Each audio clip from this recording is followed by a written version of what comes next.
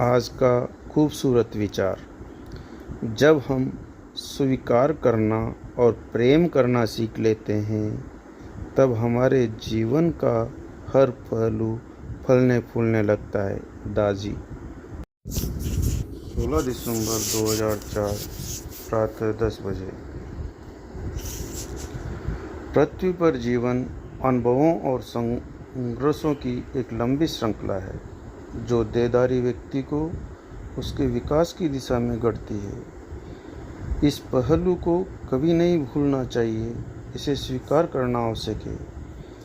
यही संबंधित व्यक्ति की समझदारी के स्तर को दर्शाता है। इन सिद्धांतों को आत्मसात करना हमेशा आसान नहीं होगा। मनुष्य जीवन भर एक स्थायी सुख की खोज में रहता है जो उसे इस संसार में नहीं मिल पाता।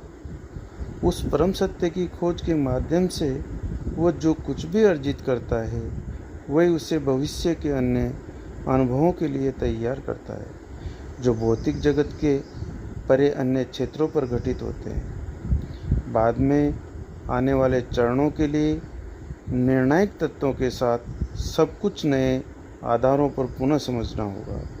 भलीभांति किया गया आध्यात्मिक अभ्यास व्यक्ति को विकास की श्रेष्ठ दशा में रखता है।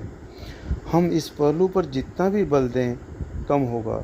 यद्यपि केवल आत्मा की आकांक्षा ही इस महान परियोजना में आवश्यक प्रेरणा दे सकती है। हमारे अभ्यासी अपने क्रम विकास के एक निर्णायक मोड़ की ओर बढ़ रहे हैं। हमारे मार्ग में प्रत्येक प्रयास इस आवश्यकता की पूर्ति के लिए है। सब कुछ उसी दिशा में बढ़ रहा है और उससे भी कहीं परे जिसकी वे कल्पना भी नहीं कर सकते हैं।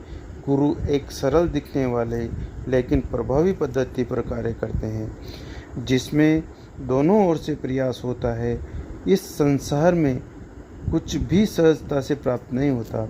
मनुष्य रूप में जन्म एक निर्णायक अवसर है। इसके बारे में जागरूक होना उस पर निर्भर है।